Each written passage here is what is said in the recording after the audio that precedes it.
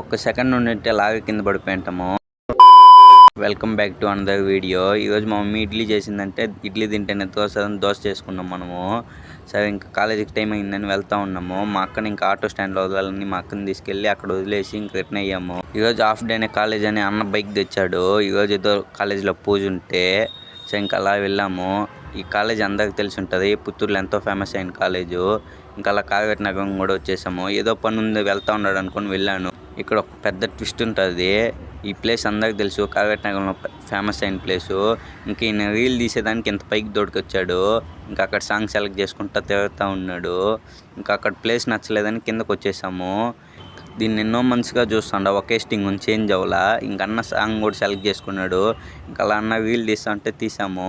ఇంకా ఆయనలో ఉండే పుల్లింగ్ అంతా బయటకు వచ్చాడు. బెస్ట్ యాక్టర్లో వాడు పుత్తూరుకే. ఇంకా అక్కడ టేక్ నచ్చలేదని ఇంక సెకండ్ టేక్ తీసేకొచ్చాము.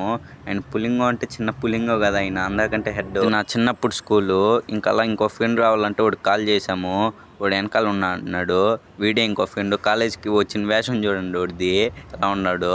ఇంకా అలా అక్కడ వాడు ఏదో ప్యాంట్ తీసుకోవాలంటే రిటర్న్ అయ్యాము. వీడికి ఒక జోక్ వేసాను, శారీ తీసుకోవాలని. సిగ్గుబడి లోపలికి వెళ్తా ఉన్నాడు. మన అన్న గురించి తెలిసిందే కదా, ఎక్కడికి వచ్చినా దోలాగదు. ఇంకా అలా తీసుకుంటా ఉన్నాము. ఆయనకి నచ్చలేదు. బొగ్గులాగున్నావాడా ఇద్దరు.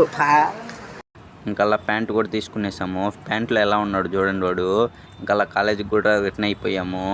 ఆ పూజ వీడియో రేపు అప్లోడ్ చేస్తాను. అది ఫుల్ ఫన్ ఉంటుంది. సరే అయితే నెక్స్ట్ వేలో కలుద్దాం. బాయ్.